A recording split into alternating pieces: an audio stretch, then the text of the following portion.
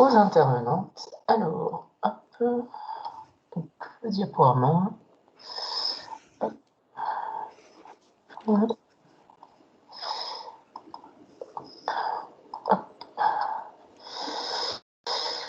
Donc normalement, si tout va bien, le diaporama devrait s'afficher sur vos écrans. Ça fonctionne, c'est bon Laurent. Parfait. Hop.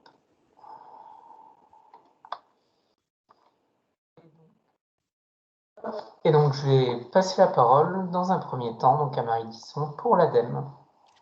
Oui, merci. Merci pour votre accueil. Merci à toutes et à tous pour votre présence. Donc, je me présente, je suis Marie Tison, je suis coordinatrice du pôle économie circulaire à l'ADEME Hauts-de-France. Pour rappel, l'ADEME, pour ceux qui ne connaîtraient pas l'ADEME, c'est depuis un an dénommé maintenant l'Agence de la transition. Et donc, nous travaillons, on va dire, sur l'ensemble des sujets de la transition écologique, à l'exception de 2 sujets. La biodiversité, même si on a une approche notamment dans le cadre de l'adaptation au changement climatique. Et puis l'eau, puisque ben voilà, on a notre petite cousine, l'agence de l'eau, qui travaille sur le sujet, donc ça ne sert à rien de se mettre en concurrence. Ceci dit, voilà, l'énergie et les déchets, c'est 2 sujets importants pour l'ADEME. Ce sont effectivement les sujets majeurs de l'ADEME. Laurent, tu peux passer à la diapo, s'il te plaît, suivante. Merci. Donc, quelques éléments de contexte et puis surtout des opportunités. On connaît une évolution de la réglementation, du cadre réglementaire, depuis plusieurs années. J'ai mis que 3 pas de temps, mais il y en a plein d'autres avant. Et puis, entre ces 3 dates, et puis il y en aura d'autres. Mais voilà, 2010, la loi Grenelle, 2015, loi transition écologique pour la croissance verte, et puis en 2020, la loi AGEC. Simplement vous dire, pour si je m'attarde un petit peu sur la loi transition écologique, cette loi, pour rappel, elle a quand même conduit la France à s'engager dans une transition vers l'économie circulaire. Et ça s'est inscrit notamment dans un contexte de rareté croissante des ressources, dans un contexte aussi d'enjeux sur l'approvisionnement énergétique de la nation et le changement climatique. Et l'objectif était de sortir de ce modèle classique qu'on appelle le modèle linéaire. Je produis, je produis, je consomme, je jette, à une production plutôt plus responsable où je suis dans un cercle vertueux où on va jusque la partie recyclage, réemploi, réparation. On intègre effectivement des notions plus, on va dire, durables dans la consommation des ressources et on intègre également la question des ressources non fossiles. Donc, on joue bien sur la question notamment des biosourcés et rentre en jeu un nouveau thème qu'on connaît maintenant ici en région Hauts-de-France, la question de la bioéconomie, avec une stratégie régionale sur la bioéconomie portée par le Conseil régional, mais également nous avons à l'ADEME au niveau national également une stratégie, une politique sur la question de la bioéconomie. Donc voilà, la question de l'économie circulaire a vraiment fait son entrée en 2015. Et puis aujourd'hui, enfin l'année dernière, a été adoptée la loi AGEC, AGEC pour loi anti-gaspillage pour une économie circulaire, où là, on entend vraiment accélérer le changement de modèle de production et de consommation, où l'objectif est bien de limiter les déchets et préserver les ressources naturelles, la biodiversité et le climat. Donc, là, on est vraiment dans des actions très ciblées, très ciblées avec un pas de temps de mise en œuvre très court pour certains. Mais en jeu, on a la réduction des plastiques à usage unique, l'allongement de la durée de vie des produits, la préservation des ressources, l'augmentation du recyclage, pour ne citer que ces points-là, avec effectivement des enjeux, des timings, soit 2023 ou 2025. Et ces dates-là, c'est demain, donc il faut s'en préoccuper aujourd'hui pour mettre en œuvre toutes ces mesures. Alors là, c'était pour vous dire un peu voilà, le contexte un peu évolutif, réglementaire et puis voilà, ça va pas se finir avec des enjeux très courts. Ceci dit, moi j'avais envie de vous exposer quelques chiffres clés. Alors j'ai hésité à choisir. Alors ça sera peut-être pas, il y en a plein d'autres, mais je n'avais pas envie de vous noyer dans des chiffres. Simplement vous dire dans le contexte et il faut considérer aujourd'hui que en 50 ans, la population a été multipliée par 2,5, puisqu'en 1900, on était à peu près 1,5 milliard d'habitants au niveau mondial. Et en 2019, on était à 7,7 milliards et peut-être en 2050, projection faite, on sera 9 milliards. Ceci dit, la consommation d'énergie, elle a augmenté par 5. Ce qui montre effectivement, oui, Laurent, tu peux rester là-dessus, merci. Donc, on voit déjà qu'on n'est pas tout seul sur Terre, qu'on est nombreux. Par ailleurs, en France, vous pourrez retrouver donc ces chiffres que je vais vous transmettre dans les chiffres clés. Non, Laurent, si tu peux rester sur la diapo juste avant, s'il te plaît. Merci. Dans les chiffres, dans l'édition 2021 des chiffres clés de l'ADEME, la France, donc en 2017, a produit 326 millions de tonnes de déchets, soit 4,9 millions de tonnes de déchets par habitant, ce qui est considérable. En revanche, c'est considérable, mais par rapport à d'autres périodes, nous sommes en réduction. Donc, on a quand même fait des efforts, mais aussi on a fait une chasse au gaspillage assez considérable. Vous dire aussi qu'en 2018, les matières mobilisées pour la consommation intérieure française représentaient 787 millions de tonnes. Principalement, ce sont les matériaux de construction, des produits agricoles et dérivés, les combustibles fossiles. Il faut savoir qu'on a eu des pics, un pic à 900 millions de tonnes en 2009. Donc pareil, là, on a eu. Ça ne veut pas dire qu'on a moins produit, mais on a produit probablement autrement. Et ça, c'est important aussi de le considérer. Autre élément de contexte que je voulais au-delà de l'augmentation de la population ou encore l'évolution de, que ça soit en termes de tonnes de déchets produits ou de quantité de matière mobilisée pour nos consommations intérieures françaises. On parle souvent, et chaque année ça revient, cette fameuse jour de dépassement, c'est-à-dire la date à partir de laquelle l'empreinte écologique dépasse la biocapacité de la planète.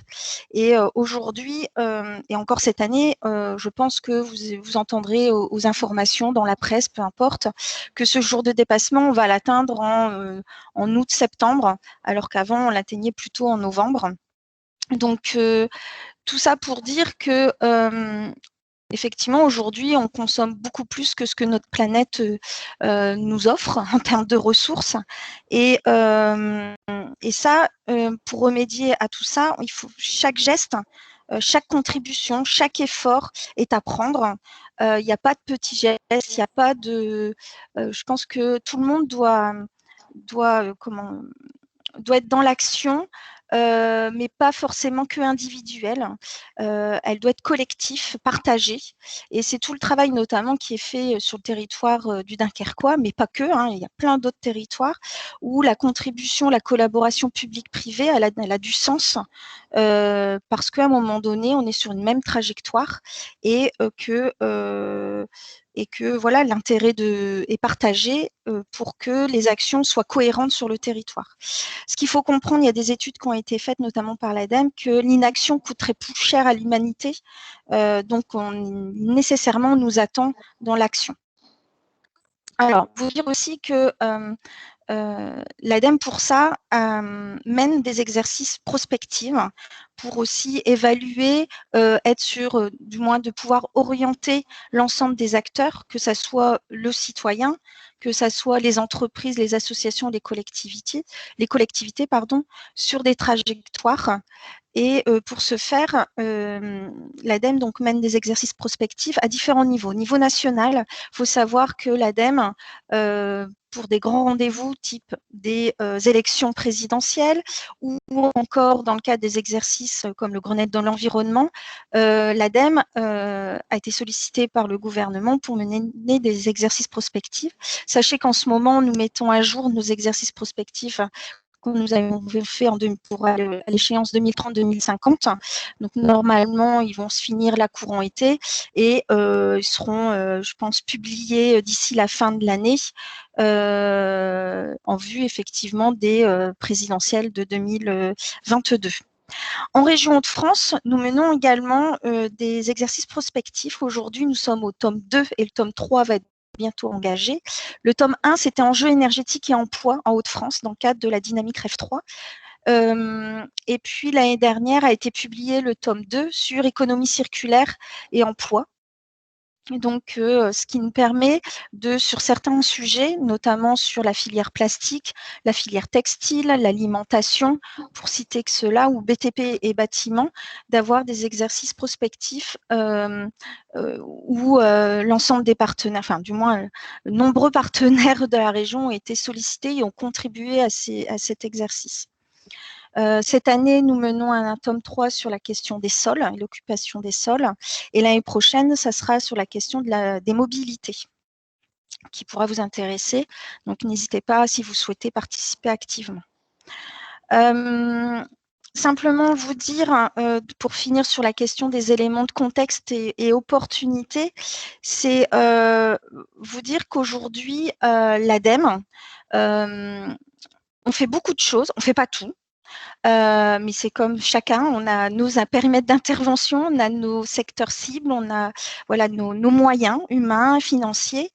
Et ce qui est intéressant, c'est d'unir l'ensemble de nos compétences, de nos forces vives, et pour vraiment agir chacun d'entre nous, mais également à l'ensemble des périmètres géographiques qui nous intéressent, c'est-à-dire ça peut être localement, ça peut être à l'échelle d'un SCOT, ça peut être à l'échelle effectivement d'un département ou au niveau régional. Mais l'objectif, c'est bien d'avoir des collaborations, de la coordination publique-privée pour révéler des bonnes pratiques, des bonnes idées ou des mauvaises idées pour éviter de refaire les mêmes erreurs, mais vraiment pour mutualiser, mutualiser, trouver les synergies et avoir les mêmes centres d'intérêt communs, même si on n'est pas d'accord, c'est pas grave, mais de pouvoir échanger et en vue d'une action. Et donc, tout ça pour vous dire aussi que sachez que vous pouvez retrouver des bonnes expériences, des bons retours d'expérience auprès des partenaires comme la dynamique, bien sûr, REF 3, le CERD, le Centre Ressources du Développement Durable, mais également le CD2E, la CCI, le site de l'ADEME, mais chacun a également des bonnes pratiques que vous pouvez retrouver, capitaliser sur l'ensemble, enfin, auprès de l'ensemble de ces partenaires. En fait, je vous dis tout ça pour vous dire, à un moment donné, on a une richesse humaine, on a une richesse de compétences, on a une richesse aussi de savoir travailler ensemble. Et tout ça, c'est des opportunités qui nous permettent, qui doivent nous permettre de lever l'ensemble de défis qui inscrits dans la question autour de la transition énergétique et écologique. Et donc, tous ces travaux-là, les expériences ou les opérations que nous menons sur la question de l'énergie, des déchets ou encore de l'eau, qui est le sujet d'aujourd'hui, doivent nous permettre d'accélérer les transitions des territoires, des entreprises et également l'innovation. Alors pour ce faire, c'est vrai qu'aujourd'hui, on vit une période pas simple, humainement, économiquement, sanitairement, tout ce qu'on veut. Simplement, mais il faut aussi relativiser, de se dire, bon, ben, dans ce contexte pas simple, le gouvernement a quand même présenté le mois de septembre dernier un plan de relance fortement doté et dont 30 milliards d'euros dédiés à la transition écologique. Et l'ADEME est l'un des opérateurs de cette transition, de ce plan de relance, avec une enveloppe qu'elle est dotée pour l'ensemble de la période 2021-2022 de plus de 2 milliards d'euros, ce qui n'est pas négligeable. Et c'est ça que, en fait, j'aimerais aussi vous présenter, c'est de vous dire dans ces sujets-là, c'est que merci. Il faut aussi se saisir des chiffres, des éléments prospectifs, mais de se dire à un moment donné, on a des moyens, on a des vraies opportunités, notamment financières, pour lever l'ensemble de ces défis et de se mettre vraiment sur la question de la transition énergétique. Alors, l'ADEME, c'est cette diapo-là. Alors là, c'est la cible collectivité. Dans la diapo après, vous aurez la cible entreprise. L'ADEME a mené un exercice, ça fait déjà une bonne année, voire 1 an et demi, ce qu'on appelle le mécano budgétaire, pour à un moment donné référencer l'ensemble des dispositifs mis en place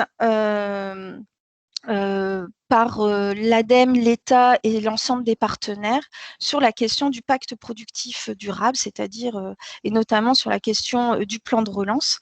Alors, ça fait beaucoup d'informations, mais je ne vais pas toutes les citer, c'est simplement vous dire la richesse des dispositifs qui sont mis à disposition des acteurs régionaux, et notamment pour l'ADEME, il y a deux on va dire, dispositifs principaux, qui est le FRATRI, le Fonds régional d'amplification de la troisième révolution industrielle, qui est un fonds commun avec le Conseil régional, qui est un fonds qui permet d'animer, d'innover et de engager, de expérimenter.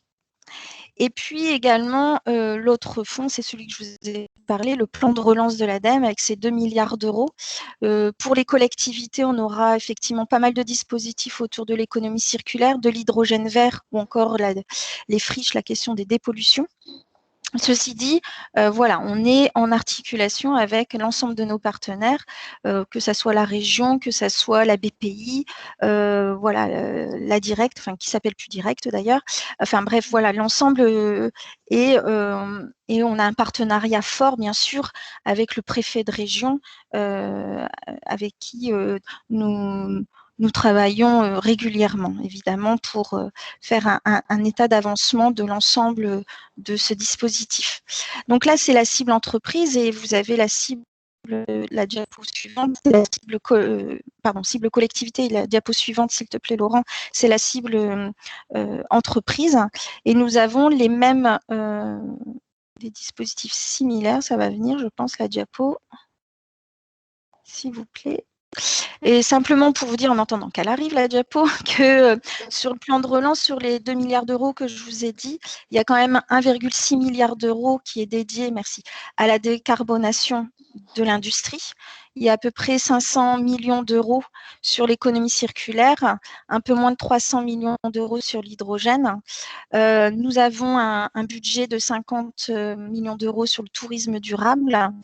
Nous avons également à peu près 80 millions d'euros sur la question des TPE-PME, sur 3 sujets principaux qui sont l'éco-conception, un dispositif guichet un peu particulier qui s'appelle Tremplin pour la transition écologique, et on a également un appel à projet qui est clôturé, mais on a eu plus de 700 dossiers déposés au niveau national, dont une cinquantaine pour les Hauts-de-France qui ont été déposés. Maintenant, il faut les instruire sur entreprises engagées pour la transition écologique. Et ça montre que malgré le contexte compliqué, il y a beaucoup de projets, il y a beaucoup d'envie d'opportunités. Les entreprises, notamment les TPE, PME, s'en saisissent. Et d'ailleurs, sur la décarbonation de l'industrie, qui sont plutôt, c'est aussi les grandes entreprises. Sachez que les Hauts-de-France, les industriels des Hauts-de-France sont vraiment au rendez-vous. Et ça montre que la région Hauts-de-France est fortement dynamique et elle a plein de projets. Et enfin, le dernier dispositif, c'est agriculture durable, où là, effectivement, il y a eu un appel à projet, mais voilà, avait doté de 10 millions d'euros. Et sachez que les Hauts-de-France, encore une fois, sera bien servi sur ce sujet-là également. Donc, aujourd'hui, on s'aperçoit que les entreprises se sont vraiment dotées et se sont bien ont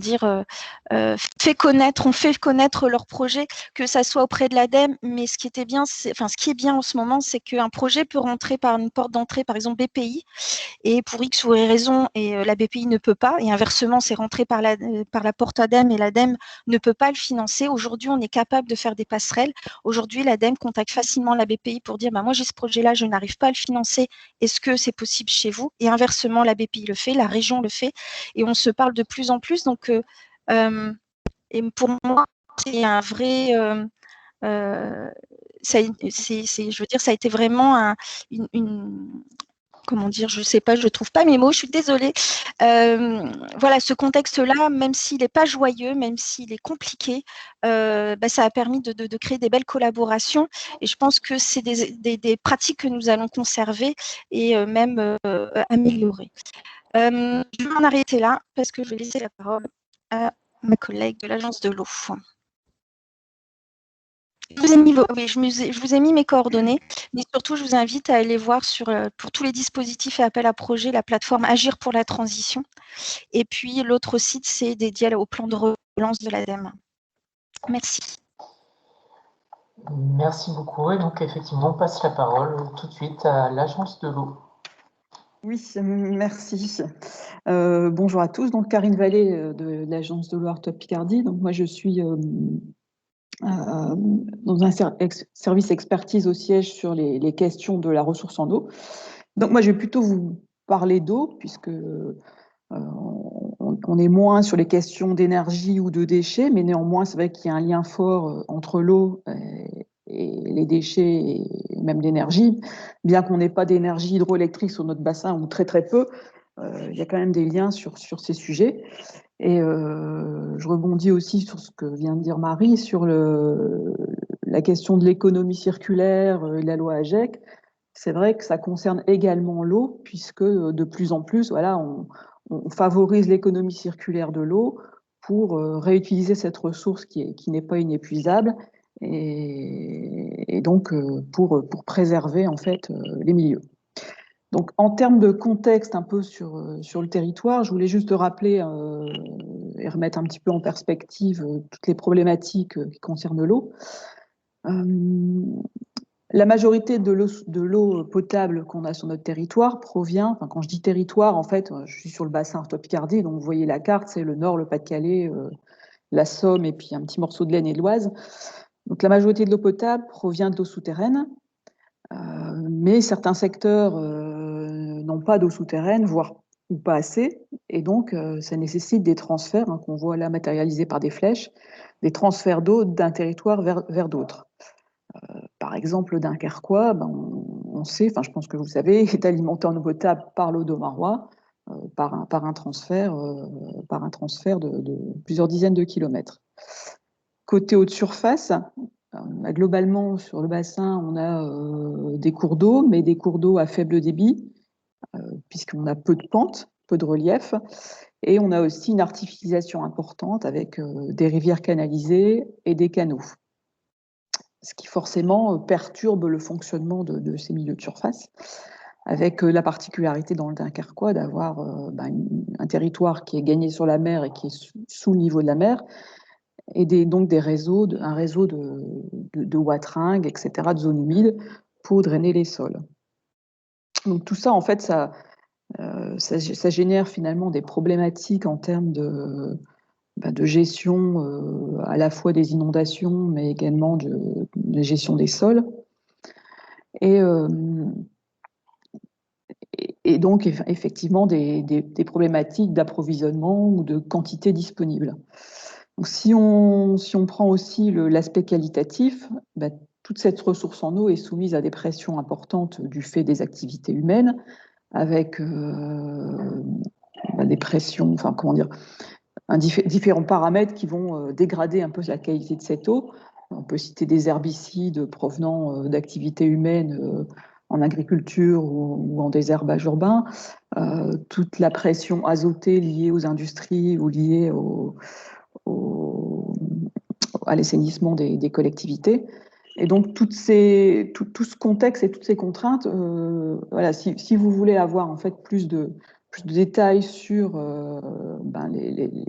les problématiques et les quantités de paramètres, de polluants qui dégradent cette ressource, sur les volumes prélevés dans les différents territoires, les transferts d'eau, je vous invite à consulter l'état des lieux qui a été fait en 2019 sur le bassin, hein, qui est refait régulièrement tous les 6 ans. Donc cet état des lieux vous permet effectivement d'avoir sur les territoires qui vous intéressent le détail de toutes ces contraintes et de mieux appréhender finalement les problématiques de ressources en eau. On va passer à la diapo suivante.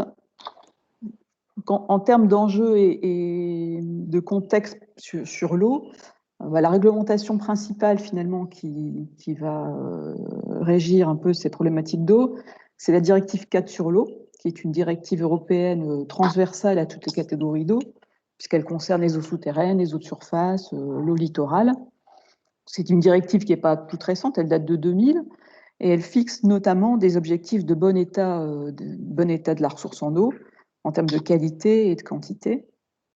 Et donc, afin d'atteindre ces objectifs, chaque bassin hydrographique en France établit ce qu'on appelle un SDAGE, un schéma directeur d'aménagement et de gestion des eaux, qui est un plan qui se décline sur 6 ans, avec derrière un programme de mesures à mettre en œuvre pour atteindre ces objectifs de bon état.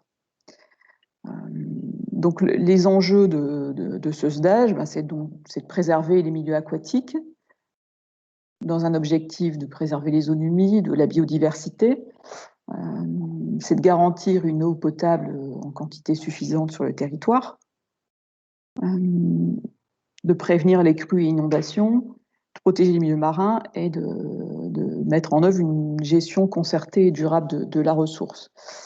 Donc c'est vrai que l'enjeu, c'est de préserver cette qualité de la ressource, mais tout ça dans un contexte qui évolue, puisqu'on sait bien qu'on est forcément, on a une évolution des usages de l'eau, des activités économiques et donc des besoins de cette ressource, des pressions également.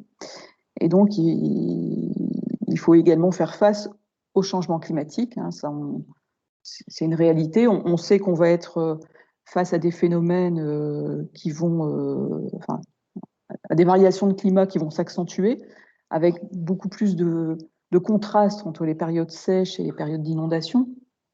Et donc, nécessairement, il faudra adapter les activités et la façon dont on gère l'eau dans nos activités. Je parlais tout à l'heure d'économie circulaire de l'eau, mais effectivement, sur l'aspect quantitatif, déjà, il va effectivement falloir travailler sur ce point. Donc le SDAGE, donc ce schéma est actuellement en cours de révision, puisqu'on est sur un nouveau SDAGE qui va démarrer en 2022. Et donc actuellement, il y a une consultation sur ce projet de SDAGE, sur lequel vous pouvez donner votre avis. Donc là, je vous ai mis le lien sur le site agissionpourleau.fr, sur lequel donc, vous pouvez effectivement consulter tous ces documents sur le SDAGE. Et notamment, ce qui est intéressant, c'est que pour chaque territoire de SAGE, puisqu'en fait, au niveau du bassin, chaque bassin versant hydrographique est couvert par ce qu'on appelle un schéma d'aménagement de gestion des eaux. Donc, c'est une déclinaison du SDAGE. Et donc sur ce site, il y a pour chaque territoire une infographie et un petit film qui illustre un petit peu les enjeux de chaque territoire. Donc, vous pourrez regarder, par exemple, pour le delta de la sont bien expliqués finalement les enjeux sur ce territoire et les problématiques particulières du territoire en termes justement de qualité de la ressource et de gestion de la disponibilité en eau, des inondations, etc., qui sont forcément spécifiques par rapport à d'autres. Le slide suivant, la slide, je ne sais pas comment on dit, ça explique un petit peu ce que fait l'Agence de l'eau dans ce contexte, hein, et comment elle peut vous aider, vous accompagner. L'Agence de l'eau, c'est un établissement public qui, en fait, a ses recettes propres qui proviennent donc de la perception de redevances auprès des différents usagers, hein, que ce soit des redevances sur le prélèvement dans la ressource, et également sur des redevances qui concernent les pollutions rejetées à la fois par les habitants dans les réseaux d'assainissement, par les industriels et par les agriculteurs. Donc ces redevances constituent donc le budget de l'Agence de l'eau et elles sont redistribuées aux différents acteurs du territoire, donc les collectivités, agriculteurs, industriels, pour dépolluer les eaux, donc notamment en termes d'assainissement des collectivités, pour améliorer la connaissance de la ressource et essayer de faire avancer justement des actions sur la dépollution, pour préserver les milieux aquatiques et la biodiversité, et pour garantir les besoins en eau potable en qualité et en quantité. Donc ce programme, les actions de l'agence sont traduites dans un programme d'intervention qui se déroule sur 6 ans. Donc là, on en est actuellement au 11e programme, et qui donc a une enveloppe sur 6 ans de 1,1 milliard d'euros à peu près. Et donc, on redistribue cet argent auprès des différents acteurs du territoire sous forme d'aide pour leurs projets. Donc, on voit un peu la répartition là sur le slide, 60% pour les collectivités habitants, 6% pour les industries, je ne voyais pas grand-chose, mais moi non plus d'ailleurs, 9% pour les agriculteurs, enfin voilà, vous pourrez retrouver ça plus en détail. Donc, on a une petite plaquette là, sur laquelle que vous pourrez trouver sur notre site internet, qui justement détaille un petit peu les actions de ce programme, qui est en cours de révision et qui subira quelques modifications pour le début de l'année prochaine, mais on reste toujours sur une révision et donc sur la même trajectoire que ce qui a été déterminé au départ. En complément du programme classique, si je puis dire, qui se déroule sur ces 6 ans, on a des actions un peu phares qui peuvent venir en complément. Donc, il y a eu, justement, comme ce que disait tout à l'heure l'ADEME, un plan de relance, puisque l'an dernier, dès mai 2020, il y a eu des mesures d'urgence qui ont été mises en œuvre pour pouvoir accompagner les acteurs du territoire de façon plus importante sur certaines thématiques, puisqu'on avait notamment des aides spécifiques sur la gestion des boues de stations d'épuration qui ont dû subir des traitements complémentaires à cause du Covid. On a également proposé des majorations d'aides sur les aides aux activités économiques pour justement accompagner ces acteurs qui étaient fortement touchés par la crise, donc avec des majorations sur les aides à la dépollution ou aux économies d'eau, et également les collectivités, des bonus sur les aides pour à la fois qu'elles puissent continuer à réaliser leurs investissements sur les réseaux d'eau, sur l'épuration, etc. Et également, ça permettait en ricochet de soutenir l'activité économique par le lancement de chantiers sur ces activités-là. Donc ces plans de reprise et de relance ont démarré donc à l'été 2020, se sont poursuivis. Là, on a eu une session qui s'est terminée là en mars 2021, puisqu'on a déjà réinjecté pas mal d'argent, puisqu'en complément du programme classique, on a ajouté en fin d'année dernière, si je ne me trompe pas, à peu près 50 millions d'euros. Et cette année, on a eu 16 millions d'euros dans le cadre du plan France Relance complémentaire. Et on a encore des dossiers qu'on ne peut pas honorer pour le moment, mais qui vont certainement pouvoir être suivis par un abondement complémentaire sur ces sujets. Donc, il y a eu effectivement un accompagnement très fort au niveau de l'Agence de l'eau et d'ailleurs de toutes les agences au niveau national pour essayer de soutenir l'activité économique et soutenir les collectivités pour faire face et essayer de limiter un peu les effets de la crise Covid. Et dernière chose, en complément aussi de ce programme d'intervention, on lance assez régulièrement des appels à projets qui sont finalement des coups de projecteur sur certaines politiques, avec des enveloppes dédiées et des conditions en général assez favorables sur des dossiers particuliers. Et donc là, actuellement, on a essentiellement, on a plusieurs appels à projets, mais là, j'en ai mis 2 en exemple, hein. Un sur l'eau et la biodiversité en milieu urbanisé. Donc là, c'est pour financer des projets en milieu urbain de renaturation de milieux pour développer la biodiversité en ville, et également ce qui permet de lutter contre les îlots de chaleur, de gérer l'eau de pluie, etc. Donc ça, c'est un appel à projet qui se poursuit jusque fin juillet. Et un autre appel à projet qui la concerne à la fois le monde agricole, les industriels et les collectivités, et qui porte sur les économies d'eau, donc tout ce qui est rationalisation de la consommation, diminution de la consommation, et également qui fait la promotion de l'utilisation d'eau non conventionnelle. Donc c'est un peu ce que je disais tout à l'heure, c'est l'économie circulaire de l'eau, c'est réutiliser des eaux de moindre qualité ou de ressources qui peuvent en fait provenir de rejets industriels, qui derrière seraient réutilisés pour des usages qui ne nécessitent pas d'avoir une qualité d'eau potable, puisque l'eau potable en fait est soumise à de fortes contraintes sanitaires et de contraintes qui font que derrière il y a des traitements, il y a des coûts importants pour la produire, et qu'il faut réserver cet usage à vraiment là où on en a besoin.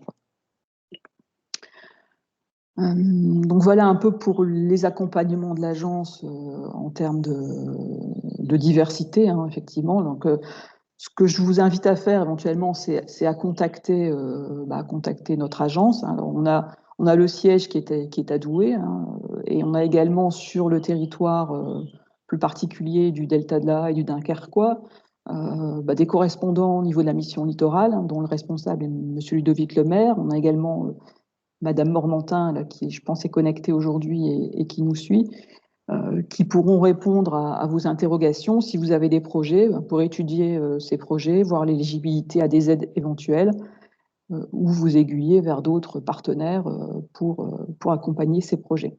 Voilà, donc je vous ai mis là également la référence du site internet où vous retrouverez le détail de toutes les aides et des appels à projets en cours ou des futurs projets qui pourraient intervenir. Voilà, j'en ai terminé pour ma présentation.